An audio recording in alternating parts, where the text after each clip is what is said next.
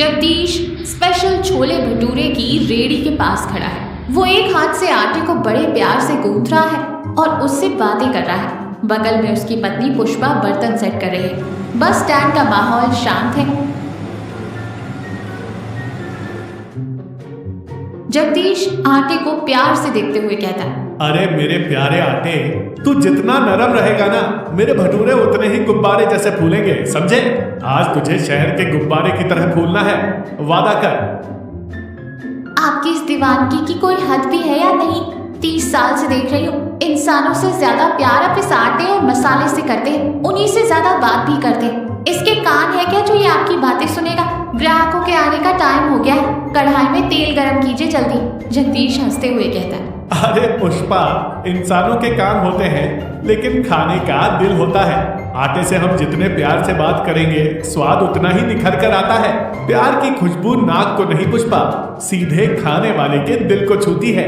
पुष्पा हंसी रोकते हुए कहती है, अपना ये सुबह सुबह का ज्ञान रहने दीजिए महाराज। वो जो प्यार है ना, वो प्लेट में डालिए, लोग कम से कम पेट भरकर खाएंगे तो सही। वैसे आज छोले में मसाला कम डाला है क्या?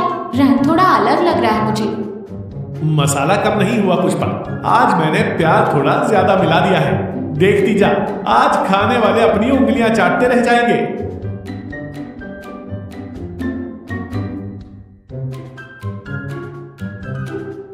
तभी अपनी पुरानी खटारा साइकिल पर डाकिया धर्मपाल आता है। उम्र 55 साल।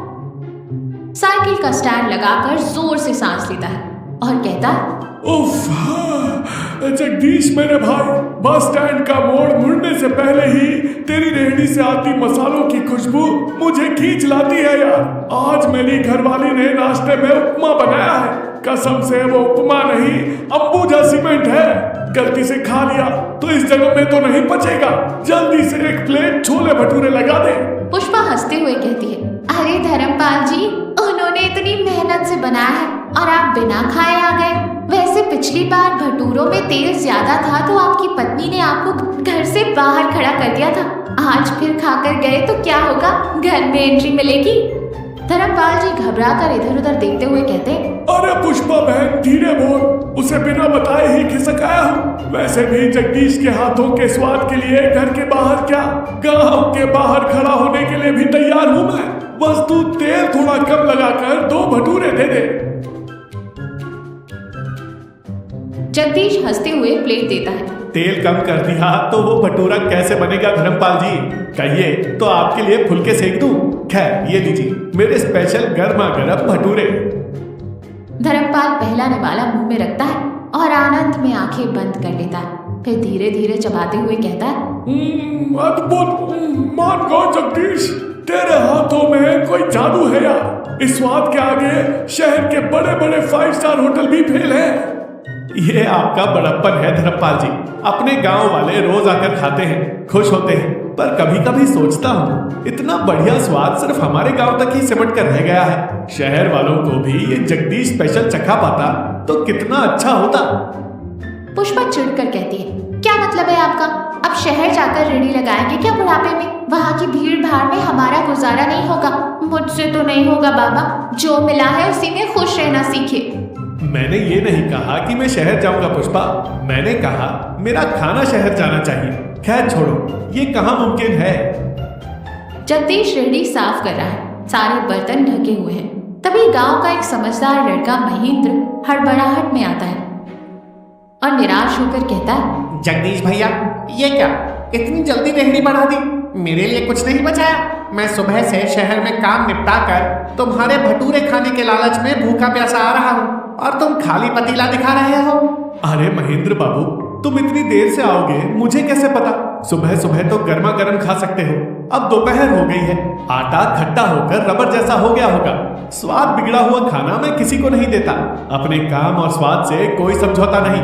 ठीक है भैया, तुम्हारा उसूल पता है मुझे, लेकिन तुम्हारे छोले भटूरे का स्वाद शहर में भी नहीं मिलता।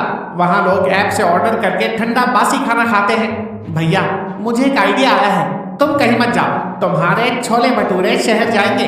जगदीश हैरानी से कहता है, शहर कैसे जाएंगे महेंद्र? उड़कर? पार्सल भैया, अच्छे से पैक करके शहर जाने वाली बस के ड्राइवर को दे देंगे तो शहर के ऑफिस वाले बस स्टैंड पर ले लेंगे। मेरे बहुत से दोस्त वही काम करते हैं, उन्हें मैं बता दूंगा।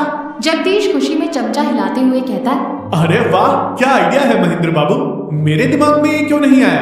तभी पुष्पा टोकते हुए जोर से कहती है, क्यों नहीं आया? दिमाग होगा तब आएगा ना। शहर बस में भेजेंगे तो वहाँ पहुँचते पहुँचते वो भटूरे ठंडे होकर रबर बन जाएंगे, सारा तेल जम जाएगा और छोले पेस्ट बन जाएंगे। खाने वाले भी गालियाँ देंगे, आपकी बची कुची इज्जत बाजार में नीलाम हो जाएगी। मुझे ये आइडिया बिल्कुल पसंद नहीं।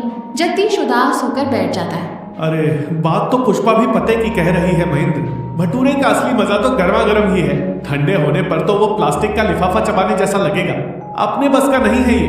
तभी बस स्टैंड के पोस्ट बॉक्स में चिट्ठियां डालने आया धर्मपाल ये बातें सुन लेता है।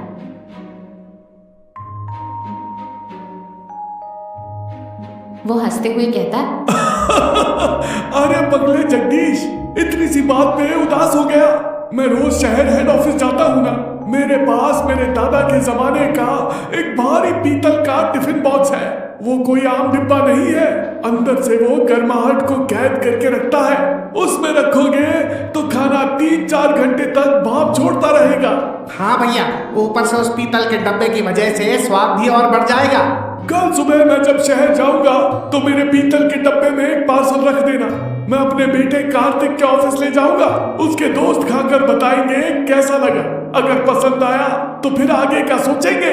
जगदीश खुशी से उछल पड़ता है। सच में धर्मपाल जी, आप तो भगवान हैं। कल सुबह मेरे बेस्ट छोले भटूरे आपके डिब्बे में होंगे। जगदीश और पुष्पा बेसब्री से इंतजार कर रहे हैं।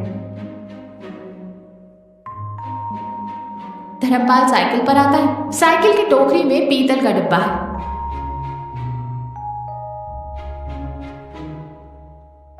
धर्मपाल के चेहरे पर एक बड़ी सी मुस्कान है। जगदीश घबरा कर आगे बढ़ते हुए कहता है, धर्मपाल जी क्या हुआ? डिब्बा खोला था, ठंडे तो नहीं हो गए थे? किसी ने कुछ बुरा भला तो नहीं कहा? अरे रुकिए, उन्हें सांस तो लेने दीजिए, डिब्बा इधर दीजिए मुझे। पुष्पा डिब्बे का ढक्कन खोलती है। वो पूरी तरह खाली है, मानो किसी ने उसे धो पोंछ कर रखा। धर्मपाल ठहाका मारकर हंसता है। अरे जगदीश, डिब्बे के अंदर छोले तो क्या, नीचे चिपका हुआ मसाला तक चाट गए सब। मेरे बेटे के ऑफिस में कैबिन के अंदर इतनी खुशबू आ रही थी कि बगल वाले कैबिन से भी लोग आकर छीन कर खाने लगे। अद्भुत लगा सबको। कल के लिए डबल ऑर्डर किया है। महेंद्र वहां आते हुए कहता है, देखा भैया मेरा आइडिया, कल से अपना बिजनेस डबल। जगदीश और पुष्पा खुशी से एक दूसरे को देखते हुए। जगदीश और पुष्पा जमीन पर बैठकर गल्ले के पैसे गिन रहे हैं। महेंद्र पास ही कुर्सी पर बैठकर फोन चला रहा है। माहौल शांत है, लेकिन जगदीश के चेहरे पर खुशी नहीं है। पुष्पा खुशी से पैसे समेटते हुए कहती है, देखा आपने, शहर में पार्सल भेजना शुरू किया तो हमारी कमाई 3 गुना बढ़ गई है। इन पैसों से हमारा पुराना कर्जा भी उतर जाएगा।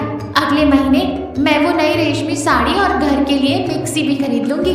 महेंद्र उत्साह से कहता है। मैंने कहा था ना भाभी, धर्मपाल जी के बेटे के ऑफिस में अब जगदीश स्पेशल के नाम पर लोग पागल हैं। रोज के 20 ऑर्डर तो सिर्फ उसी ऑफिस से आ रहे हैं। हाँ भैया, सब तुम्हारी ही बदौलत है। फिर जगदीश की तरफ देखकर कहती है, क्या बात है जी, आप कुछ बोल क्यों नहीं रहे? हाथ में इतने पैसे आ रहे हैं, फिर भी मुंह लटका रखा है। जगदीश गहरी सांस लेते हुए कहता है, हाँ पुष्पा, पैसे तो खूब आ रहे हैं, गल्ला भर रहा है, लेकिन मेरे मन के अंदर कुछ खालीपन सा लग रहा है। पुष्पा झुंझला कर कहती है, लो फिर से शुरू हो गया आपका ज्ञान। सब कुछ इतना अच्छा चल रहा है तो अब ये क्या नई परेशानी है? शहर वालों को मेरा खाना पसंद आ रहा है, वो पैसे भेज रहे हैं, खुशी की बात है। लेकिन यहाँ अपनी रेहड़ी पर जब मैं खुद अपने हाथों से प्लेट में परोसता था और पहला निवाला खाते ही लोग आंखें बंद करके आह करते थे ना, तो उनके चेहरे की वो खुशी देखकर मेरा पेट भर जाता था। अब उन पार्सल के डिब्बों में खाना बंद करके भेजता हूँ तो लगता है जैसे किसी इंसान को नहीं, किसी मशीन को खाना खिला रहा हूँ। मुझे पैसों की खनक तो सुनाई दे रही है, लेकिन मेरे ग्राहकों की वो मुस्कान कहीं खो गई है। मैं सिर्फ एक खाना बनाने वाली मशीन बन गया हूँ। महेंद्र फोन नीचे रखकर गंभीरता से कहता है, तुम्हारी बात में दम है भैया। तुम सिर्फ एक व्यापारी नहीं हो, तुम वो इंसान हो जो दूसरों की भूख मिटाकर खुद खुश होता है। तुम वो जुड़ाव मिस कर रहे हो।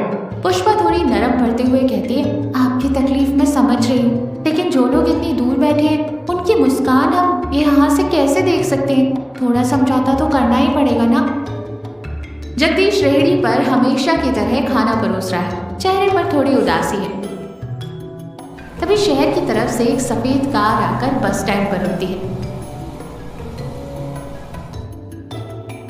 उसमें से 3 नौजवान लड़के उतरते हैं। सबने अच्छे कपड़े पहने हैं। पहला लड़का है कार्तिक। चारों तरफ देखकर गहरी सांस लेते हुए कहता है, अरे भाई, खुशबू तो यहीं से आ रही है। फिर जगदीश के पास आकर कहता है, नमस्कार जगदीश जी, मेरा नाम कार्तिक है। मैं धर्मपाल जी का बेटा हूँ और ये मेरे ऑफिस के दोस्त हैं। जगदीश हैरानी से हाथ की प्लेट नीचे रखकर कहता है, अरे बाबू, तुम लोग शहर से इतनी सुबह सुबह हमारे गांव कैसे? पार्सल का डब्बा तो मैंने अभी अभी बस में रखवाया है। दूसरा लड़का हंसते हुए कहता है, हमें वो पार्सल वाली बात पता है अंकल। रोज आपके पीतल के डब्बे के लिए ऑफिस में हम लाइन लगाकर खड़े रहते हैं। लेकिन कल हमारी किस्मत खराब थी, बस रास्ते में खराब हो गई और हमें आपके छोले भटूरे नहीं मिले। सच बताऊं तो हमें आपके स्वाद की ऐसी लत लग गई है कि एक दिन नहीं खाया तो बेचैनी होने लगी।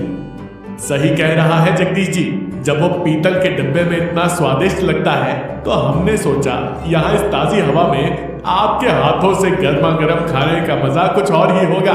इसलिए आज ऑफिस से छुट्टी ली और आपके हाथों का जादू चखने के लिए खुद कार चलाकर यहाँ आ गए। आइए बाबू, आइए बैठिए। आप जैसे लोगों के लिए ही तो मैं सुबह से नहीं कई दिनों से इंतजार कर रहा था। हाथ धो लीजिए, मैं अभी गर्मा गर्म लगाता हूँ। देखा आपने, कल रात आप इनके चेहरे ना देख पाने की वजह से कितने उदास थे और आज उसी स्वाद और आपके प्यार ने उन्हें शहर से खींचकर हमारे छोटे से गांव में लाकर खड़ा कर दिया। आप जीत गए। जगदीश मुस्कुराते हुए कहता है, हाँ पुष्पा, हम जो काम करते हैं अगर उसमें ईमानदारी और प्यार हो ना तो वो मीलों दूर से भी इंसानों को यहाँ खींच लाता है। यही मेरी असली कमाई है। अरे जगदीश, मैं जब तक साइकिल से यहाँ पहुंचा मेरा बेटा अपनी कार में मुझसे पहले ही यहाँ टपक पड़ा। उनको बहुत खिला दिया। अब पहले मुझे एक प्लेट दे भाई, भूख के मारे जान निकल रही है। घर पर रखे उस उपमा को याद करके ही मुझे पसीने आ रहे हैं। तो देखा, हम जो भी काम करते हैं अगर उसमें पूरी ईमानदारी और सामने वाले के लिए प्यार हो तो वो हमें हमारी असली पहचान दिलाता है। व्यापार में इंसान चाहे कितना भी पैसे क्यों ना कमा ले, लेकिन लोगों के साथ सीधे तौर पर जुड़ना और उनके चेहरों पर आने वाली खुशी देखना उस पैसे से कहीं बढ़कर है। अपने काम के प्रति सच्चा प्यार ही इंसान की सबसे बड़ी सफलता है।